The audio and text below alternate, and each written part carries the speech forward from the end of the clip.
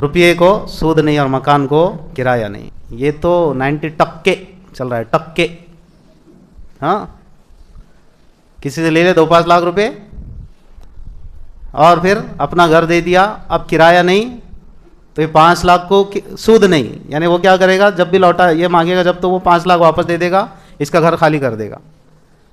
तो 5 लाख को सूद नहीं और घर को किराया नहीं, यानी जो घर इस्तेमाल कर रहा है जो बंदा, ये इसीलिए कर रहा है ना कि उसको 5 लाख रुपए दिया उसने, फुकट में देता कोई? और इतने बड़े दिल वाले आप हैं तो मुझे बोलो यार, फिर मुझे दो ना। कोई नहीं देता। और यहीं पर वो बात भी वाज़ेह हो जाती है फिर कि लोग कहते हैं कि अच्छा एक नॉमिनल सा अगर किराया तय करे तो बिल्कुल बात अपनी है कि सवाल तो सही है कि भाई अगर इसने 5 लाख उसको दिए और उसका घर ये फिर अब इस्तेमाल कर रहा है जिसने 5 लाख दिए, तय हुआ कि भाई रुपये को सूद नहीं, मकान को किराया नहीं, लेकिन ये किराए से रह ही इसलिए रहा ना कि उसको 5 लाख दिया, और वो किराया इसीलिए नहीं ले रहा है ना कि इससे उसने 5 लाख रुपए लिए हैं, उसने 5 लाख लिया इसलिए किराया नहीं ले रहा है, और ये घर इस्तेमाल कर रहा है बिला तकल्लुफ, इसलिए ये किराया इसलिए नहीं दे रहा है कि इसने 5 लाख दिए, वो किराया इसलिए नहीं ले रहा है कि उसने 5 लाख लिए। ठीक है, ये सूदी मामला है।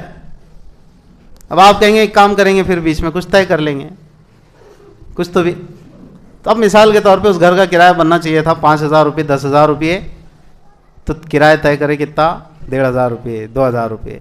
ठीक है, सवाल ये पैदा होता है कि क्या आम हालत में ये घर जो 8,000 10,000 के किराए का था, लेकिन इस मामले में 2,000 का कर लिए, अगर जिस दिन भी ये 5 लाख रुपए वापस ले ले तो मेरे 5 लाख वापस दे दो, किराया 2,000 कहाँ से रहेगा, किराया बढ़ाओ, फिर आप मकान मालिक क्या बोलेगा, तेरे 5 लाख मेरे पास थे इसलिए मैंने किराया कितना रखा था, 2,000 रुपये। अब जब तू पैसे वापस ले ले रहा, तो जो नॉर्मल है किराया चल रहा है इस वक्त इस एरिया में जहाँ पर भी, अब उतना किराया रहेगा। तो मालूम हुआ कि ये जो डिस्काउंट दिया जा रहा था ये इसी वजह से दिया जा रहा था कि इसके 5 लाख रुपए उसके ऊपर थे। बात आ रही है समझ में? तो फायदा उठा रहा था ना फिर अपने दिए हुए पैसे का। फक़हा ने लिखा है ये भी सूद है।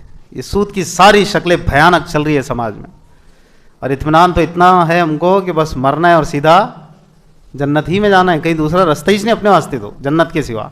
ऐसे मरे के लगे और वह भागा चश्मे बोल रहे थे, और मुफ्ती साहब अरे क्या नहरे बॉस, उसने भी जल्दी आ जाना, अपने भाई ने छोटे नहीं, पर वो यार उसके अभी उससे इंटरेस्ट के पैसे लेने के 2 लाख रुपए उसके बाद आएंगे। हाँ कोई बात नहीं, मरे नहीं कि सीधे जन्नत में जाना है, दूसरा काम ही नहीं है कुछ। इतना बिंदास चल रहा है ये सब कुछ।